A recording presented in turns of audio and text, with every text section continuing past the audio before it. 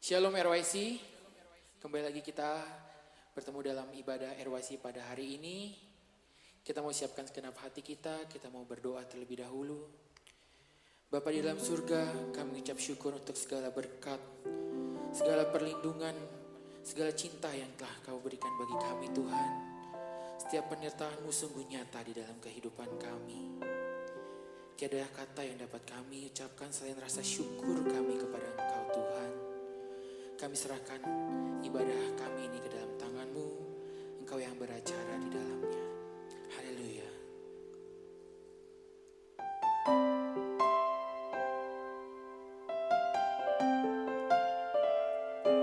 Terima kasih Tuhan.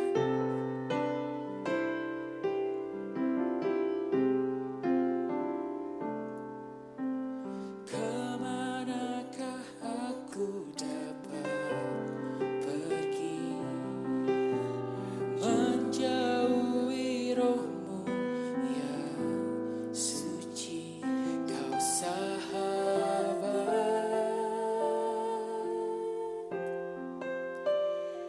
dan Kau dekat.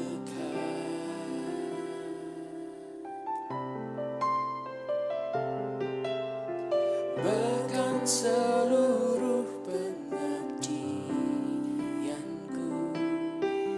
tak bisa membalas kesetiaan-Mu, sungguh mulia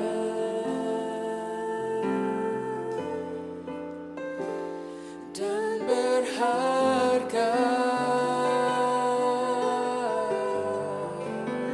Sungguh besar pengorbanan-Mu bagiku, terlalu dalam untuk dimengerti. Sungguh besar,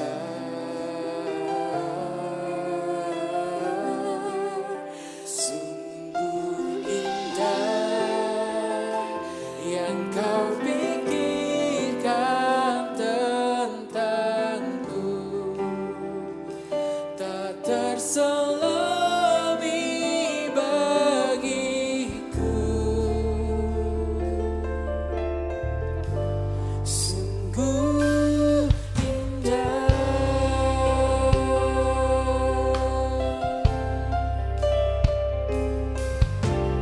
Kemanakah aku dapat pergi, menjauhi roh-Mu yang suci, Kau sahabat,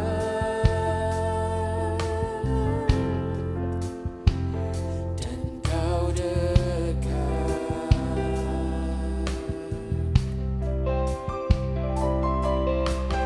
Bahkan seluruh pengabdianku tak bisa membalas kesetiaan-Mu, sungguh mulia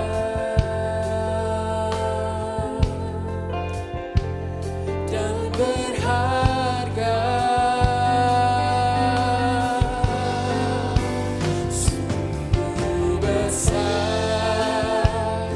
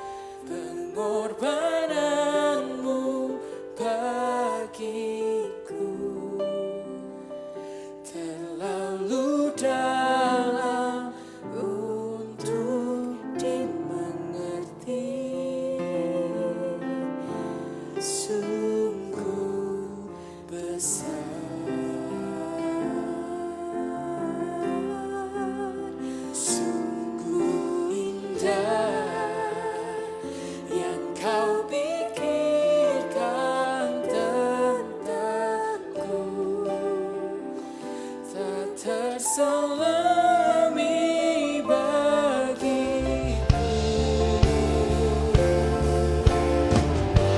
Sungguh indah, katakan sungguh besar, sungguh besar pengorbananmu bagiku. Terlalu dalam untuk dimengerti, sungguh besar, sungguh indah yang kau pikirkan tentangku, tak terselami bagiku. Sungguh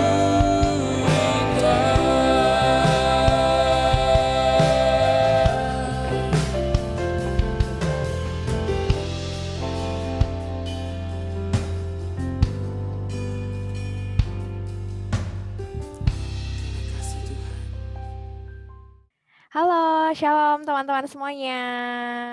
Kembali lagi di hari Sabtu ini, di Sabtu sore ini kita berkumpul bersama lagi dalam acara RYC On Air, tentunya hanya di YouTube Truth ID.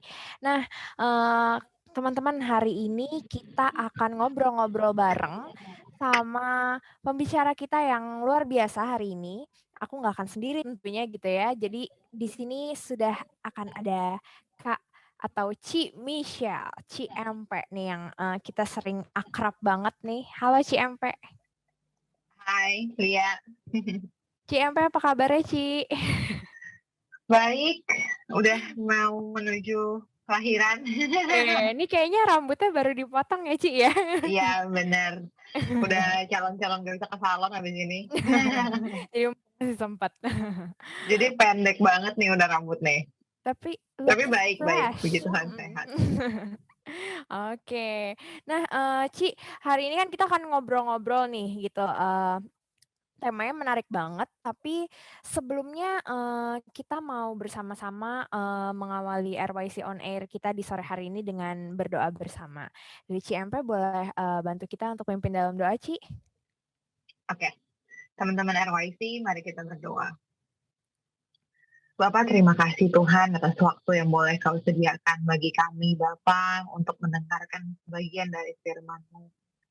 Persiapkan hati kami, Tuhan, agar kami benar-benar mempersiapkan bagiannya yang indah untuk bisa menerima kebenaran firman. Dan lebih dari itu, Bapak, kami mau belajar untuk berkomitmen melakukannya, apa yang kami dengar. Hanya di dalam nama-Mu kami berdoa, haleluya, amin. Amin. Oke, kalau misalnya di minggu lalu teman-teman kita udah bersama dengan gembala senior kita gitu ya, dan juga ada Om Topo juga di bulan ini. Nah, di minggu ini, di Sabtu ini kita akan bersama dengan Ci Michelle membahas temanya adalah seperti yang teman-teman tahu, The Lamp for My Feet gitu. Ini maksudnya apa nih Ci? Kita mau bahas apa sih hari ini? Oke, bulan ini udah ada 2 minggu ya RYC On Air yang tadi Lia bilang. Yang pertama kita miss out, kita nama temanya miss out. Jangan kita yang miss out minggu ya. pertama kan kenapa jadi kita yang miss out? Minggu pertama Bapak Gembala Senior membahas mengenai miss out. Lalu minggu kedua kita juga diajarkan tentang Bible pada prinsipnya ya. Lalu yang minggu ini kita akan ngebahas tentang The Lamp for My Feet, atau kalau dalam bahasa Indonesia itu terang atau lampunya kaki kita gitu. Bingung ya kalau diterjemahin secara harfiah, jadi aneh ya, lampunya kaki kita. Terang bagi jalanku deh. Kalau dulu kayaknya lagu sekolah minggu ada deh. Terang bagi jalanku, ada juga ayatnya ya. Yang firman-Mu pelita dan segala macam itu gitu. Nah, apa yang mau kita bahas hari ini adalah apa sih yang menuntun jalan kita gitu. Jadi fit di sini tuh sebenarnya lebih bukan 100% ke kaki, tapi lebih ke jalan hidup kita Mungkin Hmm. selama berapa puluh tahun kita hidup, apa sih yang menjadi terang atau Cici lebih sering bilang pegangan kalau bahasa informalnya ya. Bukan Mm-mm. pegangan yang kita berpegang, tapi pegangan sesuatu gitu. Apa sih yang menjadi sebuah pegangan kita gitu. Kalau kita flashback sedikit ya, kenapa sih manusia atau kita membutuhkan pegangan? Kenapa kita bisa berdiri dan segala macam, kita bisa berjalan tanpa sebuah pegangan kok mungkin kita pernah merasa kayak gitu. Kalau kita flashback sedikit, ketika manusia jatuh dalam dosa, sebenarnya kita semua manusia udah mustahil untuk bisa menjadi sempurna atau sesuai dengan rancangan Allah semula. Itu yang terjadi pada saat manusia jatuh dalam dosa. Tapi thanks God-nya kita punya Tuhan Yesus yang mati di kayu salib dan menebus semua dosa manusia sampai akhirnya setiap kita memiliki kesempatan untuk bisa menjadi seperti rancangan semula, yaitu serupa dan segambar dengan Tuhan, dengan kesempurnaan di level kita masing-masing ya. Sempurnanya setiap orang pasti beda. Sempurnanya Cici di usia sekian dan sempurnanya Lia di usia sekian pasti beda gitu. Nah, bagaimana dengan penebusan itu pada akhirnya kita bisa menjadi seorang yang sempurna. Tapi jangan lupa bahwa setiap kita memiliki natur dosa. Hmm. Itu udah ada dalam diri manusia gitu. Bukan berarti dengan ketika Tuhan Yesus menebus kita di salib, menebus semua dosa kita, natur dosa kita hilang. Enggak, karena kita masih manusia pada umumnya. Kita memiliki natur dosa yang udah ada dalam diri kita gitu. Nah, ketika kita berjalan, kalau kita nggak punya pegangan itu, kita akan terus terbawa oleh natur dosa itu. Karakter-karakter yang membawa kita untuk melakukan perbuatan dosa atau sesuatu yang tidak berkenan di hadapan Tuhan. Tetapi pasti Tuhan menyediakan sesuatu sebagai sebuah dasar, sebagai sebuah something to hold on gitu, sebuah pegangan supaya kita bisa berjalan di jalan yang benar. Jadi apa sih yang benar? Kalau natur kita itu ada natur dosa di dalam diri kita mau cari tahu apa yang benar supaya kita nggak ada dalam natur dosa itu. Karena itu kita butuh lang untuk perjalanan kita. Kita butuh sesuatu yang terang untuk perjalanan hidup kita. Supaya hidup kita tidak terus mengikuti natur dosa kita, tetapi kita berjalan dalam terang. Agar pada akhirnya kita bisa serupa dan sempurna seperti Yesus. Dan kembali ke rancangan Allah semula. Nggak mungkin ketika Allah menciptakan manusia untuk berdosa dan segala macam. Enggak. Pasti Allah menciptakan manusia yang sesuatu grand plan yang indah gitu.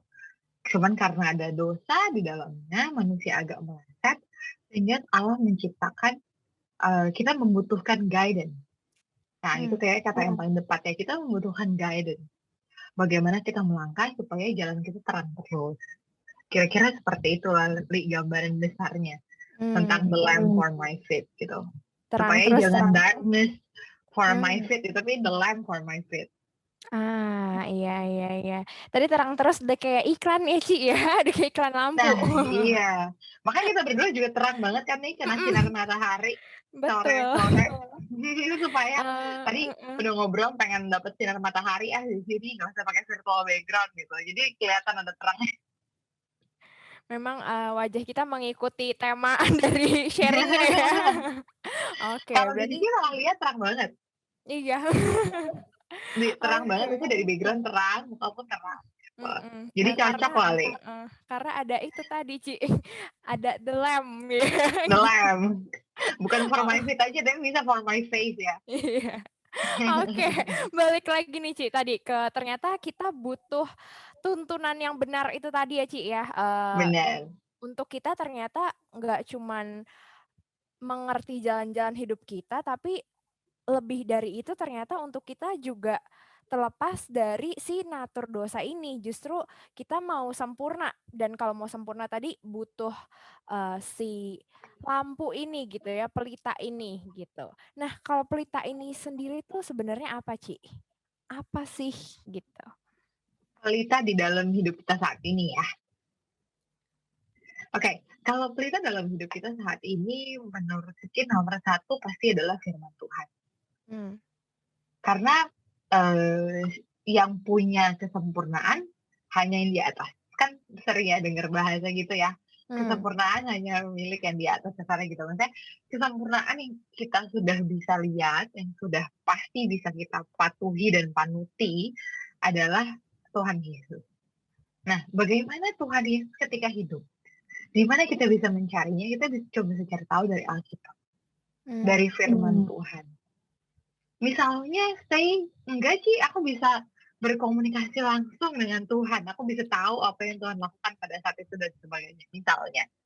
Iya, tapi pertanyaan berikutnya adalah seberapa ada subjektivitas di situ yang kita nggak tahu. Iya kan? Bisa aja. Ketika kita berdoa dapetnya ternyata Tuhan Yesus begini, Tuhan Yesus begitu. Itu bisa aja terjadi, tapi nggak menutup kemungkinan juga ada subjektivitas. Jadi kalau in general, buat teman-teman RYC, apa sih yang udah pasti 100% adalah firman Tuhan. Di mana kita bisa mendapatkan firman Tuhan, sumber terdekat dan simple untuk saat ini adalah Alkitab tentunya. Itu menceritakan bagaimana Yesus dari lahir sampai ia mati di kayu salib, bagaimana kehidupan rasulnya, dan banyak tokoh-tokoh Alkitab lain yang bisa kita pelajari di situ, ya kan? Nah, tapi dunia sudah berkembang. Dunia sudah berkembang sehingga Alkitab bukan lagi menjadi satu-satunya. Tapi ada juga firman Tuhan yang bisa kita cari lewat hamba-hamba Tuhan. Yang bisa kita dengar sekarang misalnya melalui firman Tuhan di YouTube. Kalau buat kita, teman-teman Rehoboth pasti punya Truth ID. Kita punya teman-teman pastor dengan berbagai acara yang ada, itu juga bisa menjadi sebagai sebuah sumber pelita. Walaupun Alkitab adalah bisa dibilang mutlak. Gitu loh, kalau misalnya minggu kemarin dengar apa yang Pak Esther Sutopo sharing tentang sejarah Alkitab dan sebagainya, Alkitab pasti source utama. Tapi dengan perkembangan zaman, banyak teolog-teolog, banyak hamba-hamba Tuhan lahir bisa memberikan kita juga pelita itu gitu. Jadi nggak necessary 100% Alkitab dan nggak pernah dengar firman dan segala macam ya. Tapi banyak hal yang kita bisa gali juga gitu. Jadi firman Tuhan pasti, Alkitab firman Tuhan pasti baik dari Alkitab ataupun dari khotbah yang kita dengar setiap minggu. Jadi memang tadi dari Alkitab juga, dari khotbah-khotbah yang bisa kita dengar juga gitu. Kita punya berbagai sumber yang bisa dikulik gitu ya untuk kita bisa belajar kebenaran itu tadi ya, Ci ya. Ya, benar. Jadi kalau singkat katanya sih firman Tuhan atau kebenaran firman Tuhan. Caranya dari mana? Bisa dari Alkitab, bisa dari sekarang YouTube, bisa dari buku. Sekarang banyak sekali ya. Nah, Ci, kalau tadi di awal Ci sempat bilang bahwa si pelita ini kan menjadi penuntun gitu. Nah, sebenarnya apa sih indikator bahwa emang kita tuh sedang mengikuti tuntunannya tuh tuntunan yang benar gitu. Ini yang kita ikuti pelitanya tuh pelita yang benar gitu, Ci. Terangnya yang benar gitu. Oke. Dunia ini udah rusak ya. Maksudnya dunia ini udah nggak ideal. Kita bisa lihat kejahatan juga kadang makin nggak logis gitu ya. Banyak hal kayak beberapa minggu atau satu bulan lalu lupa baca berita tentang orang yang ditembak di sebuah tempat. Ya macam-macam lah ya, di hotel di mana pembunuhan tuh udah kayak common, ada mutilasi dan sebagainya. Itu kan hal-hal yang udah aneh gitu. Maksudnya dunia itu menunjukkan bahwa dunia tidak menjadi semakin baik gitu. Dunia sudah rusak. Nah, karena itu kita pengen tahu dong gimana sih kita tahu bahwa kita memakai pelita yang benar gitu kan maksudnya ya.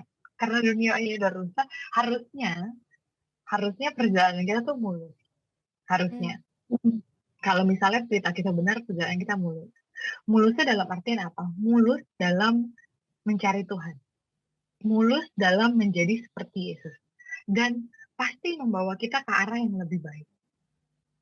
Gitu. Kalau misalnya pelita kita benar, kita berasumsi pelita kita benar, tetapi arah hidup kita menjadi lebih buruk, itu rasanya ada yang salah dengan pelita itu. Menjadi lebih buruk indikator utama, menjadi lebih baik atau buruk dalam hal apa? Misalnya gitu. Yang pertama yang harus dilihat adalah dalam hal pencarian kita kepada Tuhan dan hubungan kita kepada Tuhan.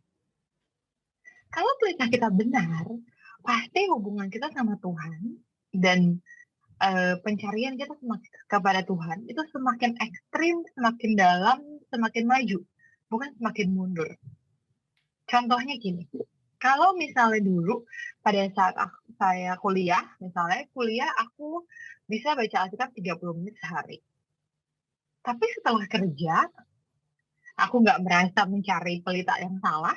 Aku tetap menggunakan Alkitab, tetap menggunakan firman dan segala macam sebagai guidance. Tapi aku cuma bisa baca Alkitab 1 minggu 1 kali. Misalnya gitu. Ini kemunduran loh. Ini bukan kemajuan. Jadi pasti ada yang salah dengan pelita yang kita gunakan. Atau ada masalah dengan kitanya gitu. Jadi kadang pelitanya sama-sama Alkitab, tapi how we respond on it itu berbeda. Jadi seringkali pelitanya orang gak berubah. Alkitab, kebenaran firman, home, dan sebagainya, atributnya sama. Tapi kitanya yang mundur gitu. Menunjukkan bahwa ini semua nggak berfungsi, nggak menjadi guidance dalam diri kita. Karena kalau ini semua menjadi guidance, harusnya kasarnya nggak ada alasan kita nggak ibadah online. Nggak ada alasan kita nggak berdoa setiap hari. Itu kalau dari sisi kerohanian. Tolak ukurnya itu dulu. Kalau dari kerohanian aja udah mundur, ini rasanya ada yang salah. Lalu kalau dari sisi duniawi atau hal yang bisa kita lihat secara fisik di sini adalah nggak mungkin kita menjadi orang yang lebih jahat. Nggak mungkin. Nggak mungkin lah kita mengajarkan kita dari kita nggak mencuri menjadi seorang mencuri. Atau dari seorang yang nggak berdosa, nggak pembohong jadi pembohong. Itu nggak mungkin. Jadi dari dua sisi, kita harus terus berubah untuk menjadi positif, baru pasti guidance kita benar. Tapi jangan menyalahkan guidance yang tadi Ci bilang. Karena seringkali guidance kita benar, tapi respon kita yang salah. Kita yang nggak menganggap atau nggak mengikuti guidance itu.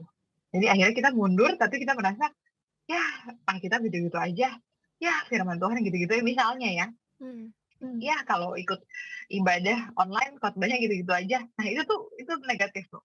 Itu pasti dari diri kita udah mulai mundur gitu. Tapi kita mulai mempush diri kita untuk kembali ke jalan yang lebih baik. Dan pasti semuanya progresif untuk kemuliaan Tuhan.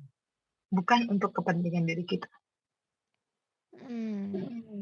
Itu indikator utamanya ya Ci ya tadi. Berarti kitanya berubah ke arah yang lebih baik itu dalam hal kerohanian, baik itu dalam hal yang kasat mata, nggak mungkin makin jahat, dan juga kalau dilihat-lihat juga hidup kita juga jadinya bukan untuk kepentingan kita sendiri ya gitu Ci. Iya, jadi semua progres, semua perkembangan itu pasti kita makin serahkan itu untuk Tuhan gitu. Kalau kita semakin self-centered dan semakin memfokuskan segala hal untuk diri kita, misalnya aku rajin berdoa supaya aku dapat berkat, supaya aku bisa nomor 1 dalam kuliah dan segala macam, itu pasti bukan. Tapi kalau misalnya itu yang Tuhan inginkan dalam diri kita, oh ya, that's the right thing gitu. Misalnya itu yang Tuhan inginkan terjadi dalam hidup kita dan semuanya untuk kemuliaan Tuhan, bukan untuk kesombongan diri kita, pasti itu the right thing. Jadi indikatornya pasti semua hal yang kita lakukan memuliakan Tuhan untuk kepentingan Tuhan, bukan untuk kesombongan nama kita sendiri gitu loh, bukan menjadi misalnya top di kampus untuk kepentingan nama gue Michelle atau nama Lia gitu, tapi semuanya untuk kemuliaan Tuhan. Itu jadi berarti jadi hal juga yang perlu kita cek dari dalam diri kita juga, apalagi kalau misalnya mungkin di antara teman-teman juga banyak yang mungkin kayaknya udah lama nih dalam ikut Tuhan gitu ya, udah lama baca Alkitab dan sebagainya. Kira-kira kita sendiri hidupnya udah semakin untuk kepentingan Tuhan atau semakin untuk kepentingan diri sendiri, berarti itu juga bisa dicek banget ya Ci ya. Iya, benar gue. Karena kadang ya, nggak tahu ya, kita kadang karena merasa udah Kristen lama, itu apa ya, kayak jadi kebiasaan aja gitu. Jadi karena udah Kristen lama, jadi kayak merasa udah cukup gitu kan. Merasa gue baik karena apa ya? Ya karena emang gue baik. Misalnya gitu loh. Padahal Hmm. kan kita harusnya baik sama orang karena kita mau menyenangkan Tuhan di situ. Tapi karena kita udah terbawa dengan itu sekian lama, sampai akhirnya kita jadi nggak nyadar gitu ya. Sebenarnya bukan bermaksud jahat loh, tapi jadi nggak nyadar kalau kita ternyata udah agak-agak melenceng dari motivasi atau tujuan yang benar. Benar-benar. Dan balik lagi tuh ke dari dalam diri kita juga gitu ya, Ci ya. Berarti untuk kita semua yang di sini ngerasa kayak udah kenal Tuhan cukup lama gitu ya, udah ikut Tuhan lama. Kalau dilihat-lihat di dalam diri kita sendiri ini tadi kalau di awal banget Ci bilang tentang kita semakin meninggalkan natur dosa dan sebagainya, perlu di cross check juga ya, berarti kayak aku selama ini sudah membaca Alkitab, tapi apakah aku sudah berubah? Ya benar-benar. Karena yang kalau secara yang kasat mata ya, yang bisa nggak kita berubah kadang orang paling dekat kita ya. Ya orang tua gitu. Kalau orang-orang terdekat kita aja kasar gak bisa merasakan perubahan kita, wah itu sih tanda tanya. Maksudnya, ya kadang kita bisa merasa sombong, ya gue udah nggak gini dulu, sekarang gue gini. Itu kan kita bisa rasain juga ya. Tapi kalau orang-orang terdekat kita, orang tua, kakak adik kita nggak bisa merasakan perubahan kita, jadi question mark juga gitu loh. Dan gini, jangan pernah berhenti belajar. Itu kunci juga tuh. Kadang kita udah ngerasa selesaiin Alkitab setahun kan, kalau misalnya dulu awal-awal ya, baca Alkitab tuh kan satu hari 3 pasal, maksudnya coba kalau weekend 5 pasal atau gimana sebenarnya selesai lah setahun ya. Biasanya ada kayak gitu-gitu tuh. Karena kita udah ngerasa ngulang-ngulang, sampai kadang bacanya tuh udah nggak diilhamin, nggak dimasukin otak gitu. Tapi udah kayak, iya gue udah pernah baca. Tapi akhirnya nggak mau ngulang lagi, ya. Karena dulu pas sekolah minggu, pokoknya setiap hari 3 pasal. Kayaknya pas SD apa SMP, sih lupa deh. Kalau weekend 5 pasal sebagai, wah dulu tuh semangat tuh garis-garisin, highlightin, dan segala macam. Zaman Cici belum digitalnya sekarang ya. Belum semuanya on the phone. Kayak sekarang gitu, benar-benar masih physically buku Alkitab. Yang seneng banget kita coret-coret dan segala macam. Dan ketika selesai, jadi kebanggaan. Tapi pas ditanya kita ini tahu nggak? Sebenarnya tahu nggak itu? Karena selesai Alkitab itu jadi indikator. Padahal sebenarnya bukan selesai membacanya, tapi seberapa kita mengerti dan kita mau melakukan itu dalam hidup kita gitu. Makanya agak bahaya tuh kayak kita gini yang udah Kristen dari kecil. Karena kita merasanya udah merasa Kristen, udah berdoa, udah dibaptis, udah apalagi kalau udah ikut home, udah plus. Tapi ada yang missing di situ gitu. Makanya ada satu kunci juga sih yang ketinggalan tadi. Kuncinya adalah pertemuan dengan Tuhan nggak boleh terlupakan. Pertemuan dengan Tuhan ini nggak boleh terlupakan. Karena itu juga sebenarnya salah satu kunci bagaimana kita bisa menemukan apa sih yang Tuhan mau dalam hidup kita. Kita baca Alkitab, kita dengar firman, dan segala macamnya itu ya. Tapi ketika datang ke dalam masalah personal kita, apa kita A atau B atau C, misalnya 3 opsi ini adalah baik gitu loh. Kita kan bingung mau milih yang mana ya. Dari mana kita dapat jawaban itu? Kita butuh Roh Kudus untuk menuntun kita. Karena itu pertemuan dengan Tuhan tetap gak bisa dilupakan. Sebenarnya sih kalau mau bilang semuanya paket lengkap ya. Gak ada yang bisa dibilang satu bisa diturunkan untuk sesuatu yang lain gitu loh. Itu semua paket lengkap untuk kehidupan kerohanian kita supaya kita berjalan dalam kaki yang terang itu. Maksudnya berjalannya itu terang, nggak setengah gelap, setengah terang, setengah gelap. Nah, rata-rata gitu sekarang begitu ya prosesnya ya. Nggak gelap-gelap amat sih biasanya kalau teman-teman RYC, apalagi yang udah denger RYC on air tiap Sabtu, biasanya semi ya. Nggak gitu gelap-gelap amat lah ya. Gue nggak sampai membunuh lah, nggak nyampe nyolong dan segala macam. Ya paling nyontek, datang ke kantor telat, yang semi-semi aja gitu. Terangnya nggak begitu terang banget, gelapnya juga nggak begitu gelap banget gitu. Karena itu kalau Om Era sering nanya di khotbah biasanya jemaatnya pasti jawab lagi proses. Hmm. Ya, semua lagi proses gitu. Nah, tapi lagi prosesnya gimana nih? Prosesnya maju atau mundur? Tetap harus ada progres. Namanya berproses kan, kalau kita bikin kue dari jadi proses dari mentah proses sampai jadi kan. Nah, apakah kita proses terus gitu. Jadi jangan sampai kita terjebak dengan durasi kita menjadi Kristen, dan jangan sampai juga kita terjebak dengan aktivitas dan rutinitas yang udah kita lakuin setiap hari. Jangan sampai terjebak tadi ya, rutinitas, kemudian ya udah biasa dengerin tiap satu RYC on air, atau ya udah biasa kok ini baca kitab Kejadian, ya udah isinya ini aja gitu. Jadi jangan sampai kita terjebak pada hal-hal yang memang karena kita udah sering ngakuin terus kita jadi kehilangan maknanya juga gitu ya, Ci. Iya, karena bisa aja pas kita baca apa pada saat ini, saat ini sama misalnya beberapa bulan lalu itu bisa beda. Karena saya percaya ya ada hal-hal yang bisa Tuhan singkapkan atau Tuhan bisa bicara melalui apapun. Jadi pada saat kita baca ayat itu bisa meaningnya apa gitu. Tapi pada saat kita lagi bergumul on something, ternyata kita ketemu ayat itu bisa jadi ternyata oh itu jawabannya gitu, bisa gitu Li. Jadi belum tentu semua sama.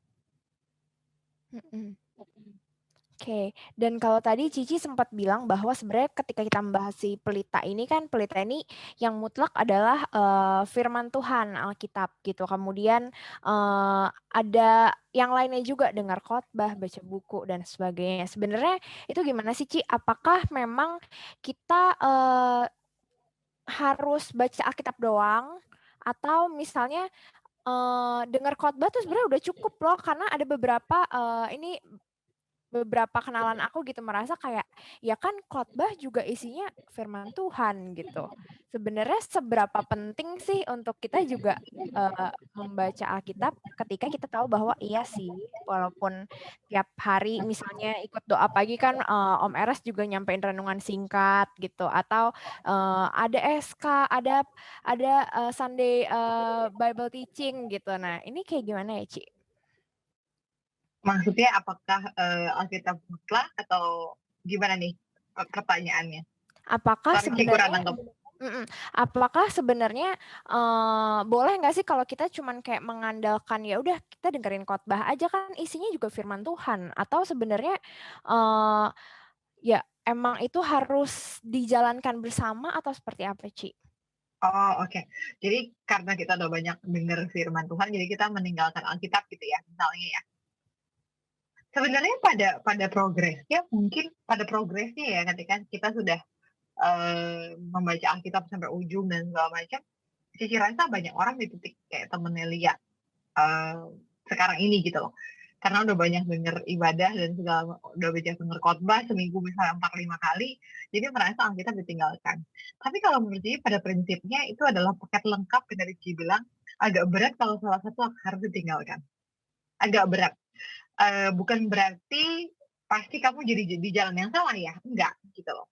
Tapi pasti yang tadi Cici bilang ada something yang Tuhan bisa sampaikan atau Tuhan bisa singkapkan melalui Alkitab juga.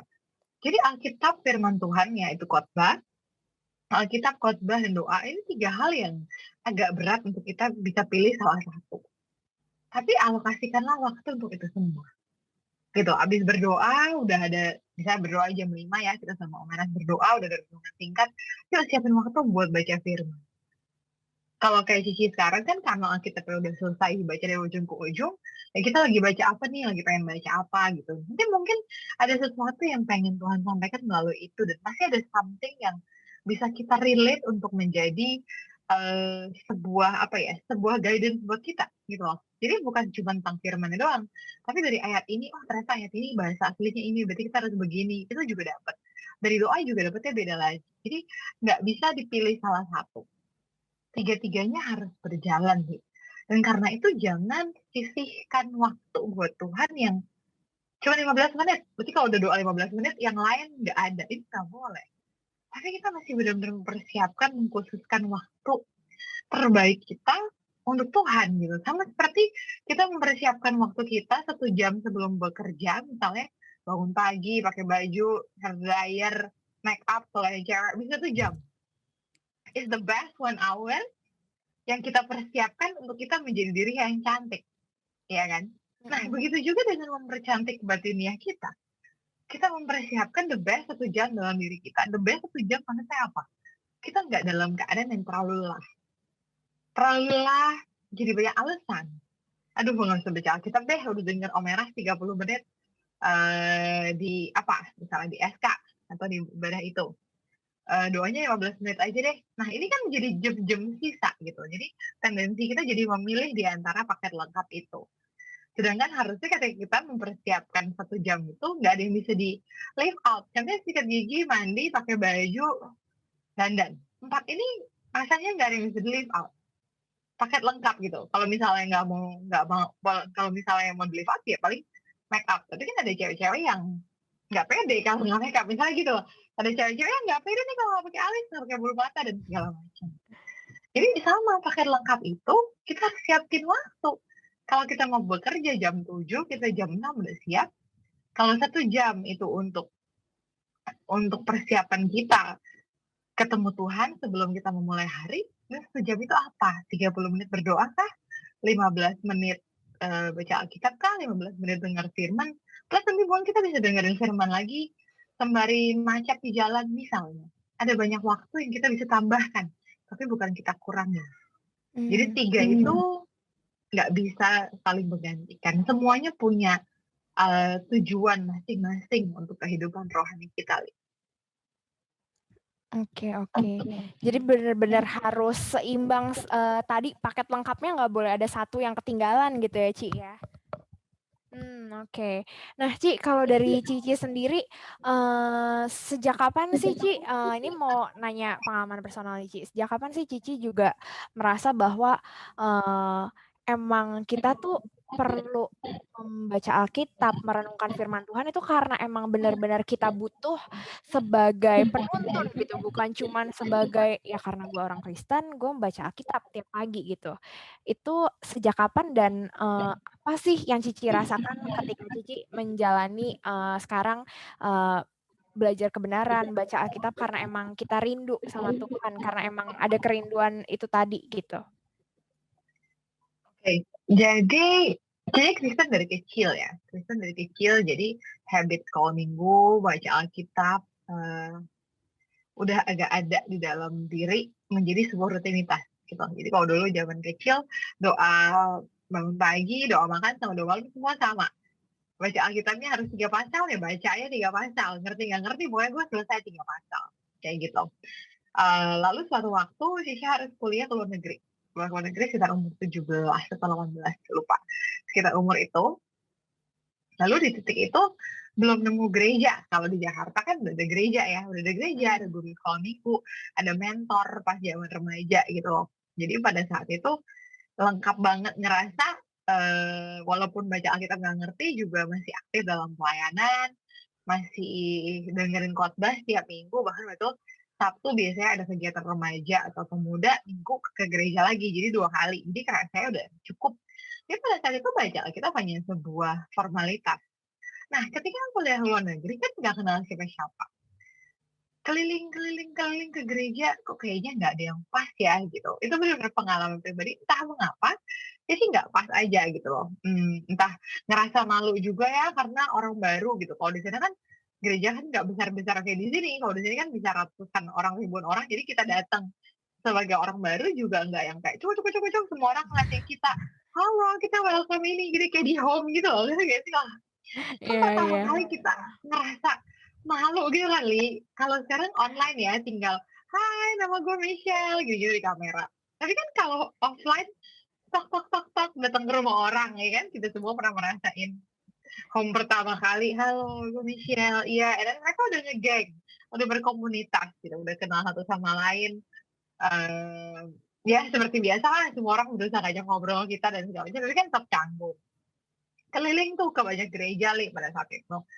Aduh, kok nggak ada yang cocok juga gitu loh. Ditambah jadi ngerasanya waktu itu mereka udah punya komunitas yang sangat kuat gitu. Karena kalau di luar negeri kan nggak ada keluarga lain selain teman-teman Indo ini. Karena kan yang lain boleh punya keluarga. Kita di sana nggak punya keluarga. akhirnya aduh gimana ya, denger firman juga waktu itu belum kayak sekarang gitu loh, udah gampang buka Truth ID cari YouTube. Ya udah, akhirnya ya udah deh baca Alkitab aja. Jadi kayak dalam diri udah ada kayak nurani gitu loh, udah kayak ada nurani nggak enak kalau nggak mengisi diri dengan firman. Mungkin terbangun karena kebiasaan dari dulu itu kali ya. Jadi kayak gimana ya? Ya udah akhirnya baca Alkitab tuh. Nah, baca Alkitab kan mulai nggak ngerti. Akhirnya baca Alkitab pelan-pelan. Jadi tuh baru lebih meaningful tuh di usia 17-18. Karena bener-bener jadi sebuah keinginan gitu. Jadi sebuah desire untuk baca Alkitab dan mengerti apa sih yang Tuhan inginkan dalam hidup kita. Karena pada saat itu nggak nemu komunitas gereja, nggak nemu tempat beribadah, belum nemu pendeta yang kita bisa dengerin firman-Nya. Jadi ini mau dari mana lagi kasar gitu kan? Udah berdoa mau dari mana lagi? Mau nggak mau harus baca Alkitab gitu. Jadi pada saat itu mulai baca Alkitab pelan-pelan. Kadang sehari satu pasal juga dari ujung ke ujung. Buka bahasa aslinya di internet ya. Bahasa asli ke bahasa Inggris. Terus ada versi yang kayak kalau teman-teman tahu versi Alkitab yang bahasa kita sendiri gitu. Jadi bukan tentang King James Version atau NIV, tapi ada yang supaya kita lebih ngerti maknanya. Dari situ akhirnya belajar. Dari pengalaman itu. Jadi baru di usia 17-18 tuh. Padahal kayaknya udah selesai satu Alkitab tuh mungkin usia 12-an kayaknya udah selesai. Tapi ternyata semua itu gitu aja. Di usia 17-18 baru baca Alkitab pelan-pelan dan dari pengalaman itu ya menakjubkan.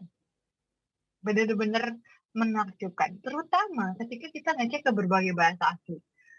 Akhirnya, jadi sih memang udah di Rehoboth sejak kecil lah. Jadi pada saat itu dikirimin USB atau apa deh sama mama, akhirnya dengerin khotbahnya Om Eras gitu. Nah dari situ lebih bisa relate gitu loh. Oh ternyata yang Om Eras khotbahin itu ada di ayat ini. Karena kan orang sering ngomong ini Om Eras khotbah suka nggak pakai ayat, sering denger gitu ya. Kalau dulu ibadah minggu Om Eras suka ngomong, iya nih supaya saya dibilang nggak khotbah tanpa ayat gitu ya. Jadi kita buka Alkitab yuk gitu kan. Tapi kalau kita baca Alkitab ya, kita tuh bisa di-relate banget. Dan itu tuh jadi sebuah picture yang clear banget gitu. Jadi benar-benar amazing banget. Jadi buat teman-teman yang di dunia sekarang ya, jarang ya lebih nggak kayak dulu lah. Kalau dulu kan kita sekolah minggu sekolah semua kita fisik, kalau sekarang kan semua di gadget. Dia merasa kan kalau di Alkitab di gadget itu godaannya lebih banyak gitu kayak lagi baca jadi chat nothing masuk kepencet gitu udah bubar lagi gitu. Tapi kalau baca buku kan kita baca buku fisik kan kayak ada kita lebih attached to it gitu. Paling nanti tinggal buka komputer nih apa sih, oh bahasa aslinya gini, bahasa Inggrisnya gini, jadi kayak oh ini tuh meaningnya ke sini, bisa lebih relate banget loh ke khotbah beneran. Jadi buat teman-teman boleh coba boleh dicoba gitu karena kalau anak muda kan ya maksudnya instan dan cepet.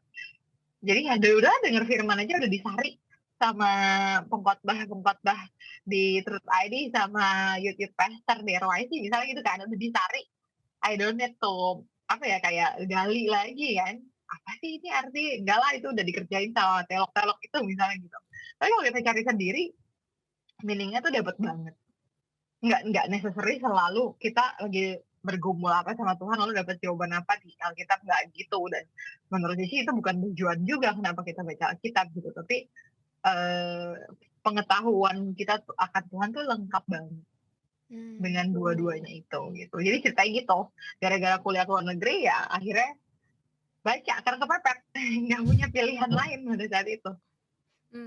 Dan yang Cici rasakan apa Ci bedanya ketika dulu mungkin baca Alkitabnya ya udah sekedar untuk memenuhi checklist hari ini, oke udah baca Alkitab, sama ketika Cici benar-benar baca Alkitab tuh benar-benar pelan-pelan, dicoba dipahami. Yang Cici rasakan atau yang Cici alami perubahannya seperti apa sih Ci?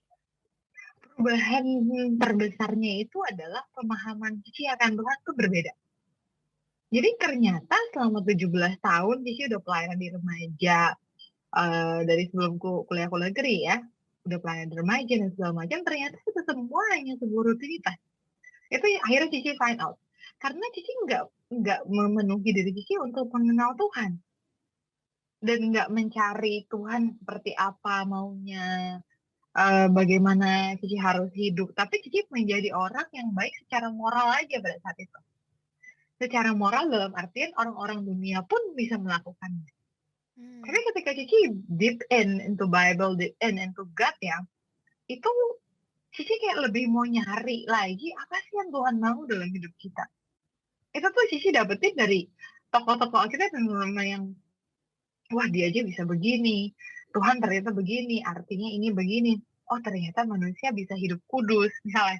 Yang kayak gitu-gitu loh. Oh ternyata kita dibawa ke itu, dilengkapin dengan khotbah-khotbah yang Cici dengar pada saat itu. Jadi ya, perubahan secara kehidupan kerohanian sangat berubah. Karena Cici nggak pernah merasa Kristen Cici salah selama itu. Ya apa salahnya, semuanya terlihat baik dan benar. Sabtu pelayanan, Minggu ke gereja, aktif juga dalam segala macam, berdoa setiap hari. Sebelum makan berdoa, bangun bobo berdoa, mau tidur berdoa. Ya kan? Ini semua jadi orang jahat, enggak, jadi orang baik. Tapi ini semua adalah hal-hal yang sorry itu saya, orang di dunia bisa lakuin. Tapi ternyata Kristenan nggak berhenti di situ kan. Bagaimana kita menjadi serupa seperti Yesus? Nah itu belum Cici dapetin pada saat itu. Belum. Tapi setelah Cici berusaha menggali Alkitab lebih lagi, itu mengiger Cici untuk juga mencari hal-hal lain gitu. Jadi mau denger khotbah juga sendiri, oh gimana nih, kalau di khotbahnya gimana, kalau di doanya gimana. Jadi itu mengiger Cici untuk mencari Tuhan lebih lagi. Bukan sekedar menjadi seorang Kristen yang turunan dari orang tua ke anak, kita jadi Kristen, kita ke gereja dan segala macam. Jadi itu benar-benar merubah banget sih. Tapi rasanya setiap kita punya jalan itu masing-masing gitu. Dimana titik balik kita untuk bisa menjadi seseorang yang lebih lagi mencari Tuhan gitu. Jadi tadi jadi nyambung juga sama indikator di awal gitu ya Ci ya. Benar-benar terasa perubahannya nggak cuman sekedar memenuhi checklist tapi akhirnya lebih memahami Tuhan dengan benar, lebih kenal sama Tuhan, lebih ada gairah untuk tadi Cici bilang hidup suci dan sebagainya gitu ya. Iya, itu di awal tadi, karena itu indikatornya kadang susah sih ya, kalau udah jadi Kristen lama tuh susah rubahnya. kalau kadang kayak ada teman-teman RYC ya, misalnya yang ngerasa iya saya dari agama lain tapi saya menemukan Tuhan melalui ini, itu dia bisa lebih plek gitu. Tapi kalau kita tuh karena udah sekian lama flat, jadi tuh buat pleknya itu agak lama gitu. Tapi kalau orang-orang yang mengalami sesuatu yang radikal itu bisa lebih cepat. Tapi ya itu indikatornya, dan yuk kita nggak jadi Kristen yang biasa aja gitu loh. Bukan berarti pada saat 1-17 tahun Cici hidup itu salah ya, enggak. Jadi kalau misalnya ada teman-teman RWC yang saat ini merasa kayak gitu, ngerasa wah selama ini gue berdosa, enggak sih, menurut Cici pasti Tuhan menghitung gitu loh. Nggak mungkin kita jadi orang baik dan kita dianggap berdosa juga, enggak. Tapi bukan itu level kekristenan yang kita pelajari. Terutama buat teman-teman yang udah di Rehoboth, udah di home, udah di komunitas. Bukan sekitar itu level kekristenan yang kita pelajari ya kan. Kita udah mempelajari yang lebih dari itu. Yang orang kasarnya, orang-orang bisa sampai membedakan ini tuh Kristen. Orang ini tuh Kristen. Oh kalau Tuhan Yesus hidup itu seperti ini. Itu baru level kekristenan yang harus kita kejar buat teman-teman. Bukan hanya membaca Alkitab, dengerin khotbah dan pelayanan dan sebagainya. Jadi targetnya kita ketika kita membaca Alkitab tuh bukan cuman sekedar kita jadi orang baik, tapi yang tadi Cici bilang semakin sempurna, dan sehingga orang-orang yang lihat juga bisa merasakan bahwa iya ya kalau Tuhan Yesus hidup tuh ya kayak gini modelnya. Sebenarnya targetnya sampai situ ya Ci ya ternyata. Iya, targetnya sampai yang di awal tadi, kita kembali ke rancangan semula itu.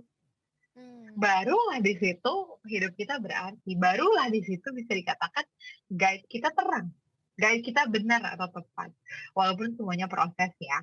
Nggak bisa sesuatu terjadi tanpa proses dan lika-liku batu-batu yang harus kita laluin gitu. Tapi kalau kita udah standing di kekristenan kita yang seperti itu sekian lama, yuk kita sama-sama rubah gitu kan, Li.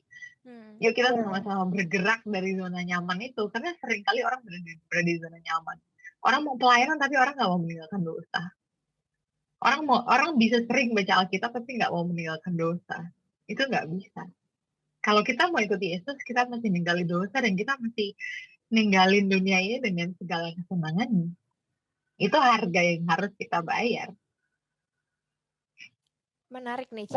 Tadi Cici bilang kalau misalnya mau kenal Tuhan gitu ya, harus ninggalin dosa gitu. Dan tadi kan pengenalan akan Tuhan itu kan sebenarnya kita peroleh dari ketika kita belajar kebenaran. Tapi ada juga orang-orang Ci yang rasanya udah belajar kebenaran, tapi kok masih susah ya untuk berubah, masih susah ya untuk meninggalkan dosa. Kalau menurut Cici, apa yang menyebabkan hal itu terjadi dan kira-kira harus gimana ya untuk kasus-kasus yang seperti ini? Oke, ninggalin kesenangan dunia dan misalnya yang dosa dan kesenangan dunia tuh nggak gampang. Sama sekali nggak gampang. Kenapa? Karena dunia ini udah rusak. Yang tadi di awal tadi. Lingkungan kita udah udah meng-accept berbagai hal yang sebenarnya salah. Meng-accept berbagai hal yang sebenarnya pasti salah, tapi dunia ini menerima, gitu kan. Karena lingkungan kita seperti itu, jadi ketika kita melakukan something yang berbeda, kita yang dilihat aneh, bukan yang mereka. Padahal sebenarnya kita hidup dengan sebagai seseorang yang normal gitu. Tapi yang dilihat aneh malah kita, bukan mereka gitu. Kalau di Warrior 2 minggu di Warrior minggu ini ya, Senin kemarin ya, ada yang nanya, kok jadi dilihat aneh ya Om gitu kan, jadi tinggalin teman-teman dan sebagainya gitu. Padahal kita mau berusaha untuk berjuang benar gitu. Ya itulah yang terjadi. Tapi kenapa sulit? Kayaknya untuk mencapai, kalau Ci bilang misalnya LB3 itu sesuatu yang kita nggak bisa nilai dengan uang atau apapun ya.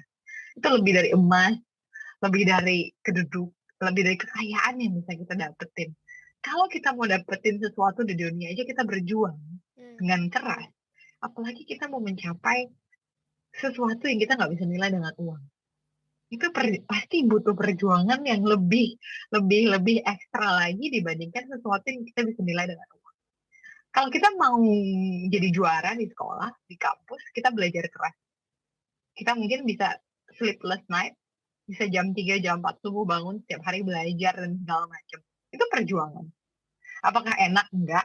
Gitu kan, kita enakan tidur dan jadi kaum rebahan. Apalagi kuliahnya online gitu, tinggal matiin kamera dan tidur, misalnya kayak gitu ya. Tapi enggak, itu membutuhkan perjuangan gitu. Apalagi untuk menjadi merubah karakter atau daging yang udah kayak nempel di sekujur tubuh kita ini. Ya, sesuatu yang udah ada di mindset kita dari kecil, sesuatu yang udah nempel di badan kita menjadi natur. Natur itu sesuatu yang udah ada dari lahir. Ya, gimana ngelepasinnya? Pasti susah banget. Dan untuk mendapatkan sebuah no crown without cross, ada seperti itu. Untuk mendapatkan sebuah mahkota, kita bisa diterima di langit baru, bumi baru. Nggak mungkin tanpa perjuangan. Dan rasanya kalau tanpa perjuangan, jadi nggak fair ya. Jadi semua orang bisa getting there easy banget gitu. Tapi dengan perjuangan apa? Tuhan bisa melihat seberapa seriusnya kita. Dan belum tentu ketika kita lulus dalam satu perjuangan ini, kita nggak menemui perjuangan lain. Belum tentu. Dan sebenarnya dengan itu, hidup kita jadi nggak monoton. Bayangin nggak kalau kita hidup tanpa masalah dan ternyata kesempurnaan bisa kita capai tanpa perjuangan. Bosan kali kalau anak muda mah. Monoton banget hidupnya gitu loh. Nggak ada masalah, nggak ada lika-liku, nggak ada dinamika, ya kan? Justru dengan ada dinamika itu, dan kasarnya ya sebenarnya, tapi kita nggak harus dapat masalah dulu supaya kita dekat sama Tuhan ya. Tapi seringkali masalah itu merubah kita dan membuat kita lebih dekat sama Tuhan. Seringkali. Tapi idealnya teman-teman, jangan sampai kita ditimpa masalah luar biasa sama Tuhan, baru kita mau deket sama Tuhan, kita mau berjuang ke arah sana gitu. Jangan sampai lah. Tapi walaupun nggak ada masalah pun, kita mau ke arah situ dan berjuang. Jadi susah, pasti susah. Bahkan susah sekali, sangat susah. Apa deh yang bahasanya kayaknya on the top of the topnya susah gitu, Li. Karena nggak gampang. Kita mau jadi orang paling kaya sedunia aja nggak gampang kan. Apalagi mau jadi anaknya Tuhan, mau dapat mahkota itu tanpa keras nggak mungkin. Konsekuensi logis ketika kita mendapatkan hal yang berharga banget ya, yang harus diperjuangkannya juga mati-matian itu tadi ya, Ci ya. Mati-matian banget.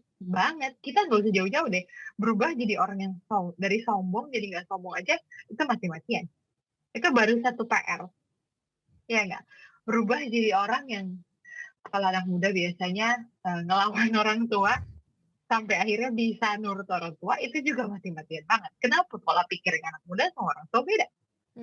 Ya kan? Kenapa sih mama begitu? Kenapa sih bapak begitu misalnya? Jadi nggak mungkin nggak ada perjuangan gitu. Dan perjuangan itu kita lihat dari sisi positifnya aja yang dari Cibas gitu. Jadi jangan anggap perjuangan itu udahlah nggak bisa. Pokoknya nggak bisa, nggak mungkin lah gue kayak gini. Nah itu yang susah. Kalau misalnya kita udah skeptis bahwa kita nggak akan bisa gitu. Tapi anggaplah perjuangan itu sebagai, abis gue perjuangan di kelas 5, ini gue di kelas 6 loh. Gue di kelas 7 loh. Gue di kelas 8 loh. Anggaplah itu sebagai sesuatu stepping stone kita untuk menjadi manusia yang semakin serupa. Oke, Ci. Berarti dari tadi di awal kita udah paham juga bareng-bareng bahwa sebenarnya yang menjadi indikator kalau selama ini kita membaca Alkitab dengan benar, kita mempelajari kebenaran dengan benar adalah perubahan, ya harusnya kita bisa cek lagi ke diri kita juga, kita udah ngalamin perubahan atau belum, dan kemudian kalau misalnya yang selama ini ngerasa mungkin ya membaca Alkitab cuman sekedar untuk memenuhi checklist tanpa kita benar-benar mau belajar apa sih maknanya, apa sih yang Tuhan mau ajarkan gitu ya, itu juga kita bisa sama-sama introspeksi diri lagi, dan kemudian tadi Cici juga bilang bahwa di awal semuanya harus paket lengkap ya, Ci ya. Berarti Yap. belajar firman Tuhan, belajar kebenaran harus, doa juga harus gitu. Nah, Ci, terakhir nih, Ci. Kira-kira apa sih peranan komunitas gitu ya? Apalagi ini kan anak-anak muda gitu, kayak kita pengen nih ada komunitas dan sebagai kita kaum yang suka dengan komunitas gitu. Kira-kira ada nggak sih, Ci, peranan komunitas dalam membentuk kita untuk menemukan guidance yang tepat, menemukan pelita yang tepat tadi, Ci? Oke. Komunitas pasti ada banget ya. Pasti ada banget gitu. Di dunia yang seumuran kita sekarang, kita butuh temen ngobrol, temen sharing. Ditambah kalau tadi Lia bilang, iya sih temenku lebih seneng denger firman, ada yang gitu tapi nggak baca Alkitab. Ada juga yang merasa misalnya di lingkungan aneh, di lingkungan itu jadi aneh gitu kan, ada teman-teman RYC yang merasa gitu. Nah kalau gitu jangan berada di lingkungan itu, beradalah di lingkungan atau komunitas yang benar, di mana kita bisa sama-sama memiliki sebuah visi dan tujuan yang sama dan yang benar gitu. Karena kalau misalnya komunitas kita nggak benar ya, apa yang kita dengar paket lengkap ini benar, tapi kita masih bisa berada di situ terus, pasti diri kita udah nggak terima. Aduh, gue udah nggak nyaman nih. Saya paket kita lengkap, lalu kita tapi nggak berada di komunitas yang benar. Komunitas yang nggak benar itu misalnya apa? Contohnya mereka semua setiap hari Minggu pergi ke Sabtu weekend pergi ke nightclub. Misalnya gitu. Hari Selasa hari-hari lain misalnya merokok. Misalnya ya, pergaulan. Tapi kita berkomunitas terus sama teman-teman ini. Tapi kita punya paket lengkap. Nggak mungkin nurani kita nggak bergejolak. Itu dulu. Kalau nurani kita udah bergejolak, itu udah tanda dari Tuhan banget bahwa guys, kita salah jalannya gitu loh. Guidance kita nih udah gerak dalam diri kita. Kan kita pengennya idealnya guidance itu udah ada dalam diri kita, dalam nurani kita. Nah, kita ini nggak bener. Ini nggak bener kita di sini gitu kan. Kayak misalnya kita mau nyontek. Nggak bener, lu nggak boleh nyontek. Itu kan udah ada dalam diri kita. Ini terbangun dengan paket lengkap tadi. Jadi kalau komunitas salah, nggak mungkin pertama nggak mungkin nurani kita nggak bergerak harusnya. Tetapi ketika nurani kita bergerak, kita menolak terus, ujungnya ini bisa menipis, mengikis, akhirnya kita terbawa ke mereka. Itu yang bahaya. Gitu. Kita nggak mau dong udah paket lengkap, udah berjuang tapi komunitas kita salah, kita malah terbawa ke arus yang salah. Karena itu pilihlah sebuah komunitas yang benar. Dan seberapa peran komunitas, saya akan bilang sangat penting. Kenapa? Karena komunitas itu seperti keduanya keluarga kita gitu loh. Dan banyak anak muda mungkin nggak semua bisa dekat sama orang tua. Ada yang bisa dekat dengan keluarganya, sama orang tuanya. Ada mungkin yang juga ngekos di luar kota karena kuliah dan berbagai kondisi anak muda sekarang ya. Mungkin lebih nyaman ngobrol sama seseorang yang around the same age gitu, 25, 30, dan sama-sama dengar firman yang sama dan bisa sharing, bisa mengarahkan kita ke hal yang benar gitu. Nggak usah tentang mengarahkan ya, tapi tentang obrolan aja ngaruh. Ngobrolin apa sih? Kita dosa nggak nih? Ngomongin ini itu gitu. Tapi kalau kita dalam komunitas yang benar, kita lagi mau sama-sama berjuang bener sama-sama terus, dari obrolan kita, omongan kita, kata-kata kita mau kontrol semua nih. Sekecil apapun, kita nggak mau salah di hadapan Tuhan. Nah, itu kita butuh komunitas yang benar-benar tepat. Kita butuh komunitas yang benar-benar kita satu jalan nih, gitu. Kita sama-sama ke Depok kasarnya. Bukan satu ke Depok, satu ke Pluit, satu kemana gitu. Kita mau menuju satu jalan yang sama. Ya itu yang harusnya kita kejar adalah LB3 pastinya. Kita mau sama-sama ke LB3 gimana caranya? Oke, kita naik kereta, kita naik apa misalnya. Kalau kita dalam bahasakan ke dunia ya gitu loh. Tapi kita mau jalan mau berada dalam kereta yang benar yang tujuan LB3. Jadi semua itu apa nih? Kereta tujuan LB3 harus apa? Harus misalnya bisa berdoa 30 menit setiap hari, harus baca Alkitab, harus dengar khotbah, harus ikut home, harus ada perubahan karakter misalnya. Ini kan indikator-indikator kita bisa masuk ke dalam tujuan yang sama itu. Jadi komunitas sangat penting. Sangat penting, sangat menentukan gitu. Terutama buat teman-teman yang mungkin feel lonely di luar sana. Feel lonely lah ya bahasanya. Udah denger kebenaran di Truth ID, di GSKI Rehoboth Kelapa Gading gitu kan. Kayaknya, aduh pikiran gue udah ke brainwash nih gitu. Tapi gue gak punya temen. Gue gak punya komunitas untuk sharing. Gue gak punya temen yang bisa diajak bener. Dan komunitas home, kalau gitu bisa bilang ya, jadi buat teman-teman yang belum ikut home adalah tempat yang tepat buat teman-teman gitu. Tapi ada satu pesan juga nih dari Cici, jangan datang ke home dengan sebuah ekspektasi semuanya udah pada sempurna di dalamnya. Kita akan kecewa gitu loh. Jangan teman-teman datang ke home dengan sebuah ekspektasi bahwa teman-teman home gak akan buat salah. Seringkali gitu ya Lia, datang ke home dengan sebuah ekspektasi bahwa home leader dan teman-teman di home ini semuanya udah lebih sempurna, jadi nggak mungkin bikin salah nih sama gue nggak mungkin kecewa. Itu yuk kita tinggalin. Karena apa? Kita semua masih manusia. Kita berkomunitas, kita mau ngobrol bareng dan segala macam, tapi kita semua memiliki kans untuk berbuat salah. Tapi kita mau berkomitmen untuk mengurangi kesalahan-kesalahan itu. Komitmen kita sama semua. Tapi apakah kita bisa mulus? Belum tentu gitu. Jadi kalau teman-teman yang belum join home dan bakal join home soon ya, beberapa home yang kita punya, kita juga punya home Nusantara kan saat ini. Buat teman-teman yang dari luar kota, kita namanya home Nusantara. Jangan menganggap bahwa home leader yang di situ adalah manusia yang nggak bisa salah gitu. Bisa aja kita kadang bicara salah ngomong. Kayak Cici gini pun dari awal sampai akhir ngobrol-ngobrol sama Lia di RYC On Air ini, bisa aja kita salah ngomong, menyinggung orang atau gimana. Tapi kita mau belajar nggak gitu, dan itu bukan intentionally kita lakukan, enggak, tapi dari itu kita mau belajar, oh tadi kayaknya salah ngomong yang ini nih, oh yang ini, nah itu sama-sama belajar, justru itu bagus kita dalam komunitas. Tapi jangan merasa bahwa ketika dalam komunitas semua yang lain tuh jauh lebih suci dari kalian, nggak mungkin salah. Jadi kalau mereka salah sedikit kita kecewa, jadi anggaplah mereka sama-sama bareng-bareng kita untuk berjuang gitu. Jadi levelnya sama. Oke, jadi setelah kita sendiri juga belajar kebenaran, ternyata tetap butuh ya Ci ya komunitas di mana kita bisa ketemu dengan orang-orang yang emang sama-sama satu perjuangan tadi gitu juga ya Ci ya. Iya, penting banget, penting banget. Oke. Nah, kalau gitu Ci, sebagai penutup hari ini untuk menyimpulkan dari tema kita sore hari ini nih ngomongin tentang The Lamp for My Feet. Kira-kira Cici punya satu dua patah kata untuk menutup perjumpaan kita di sore hari ini nggak Ci?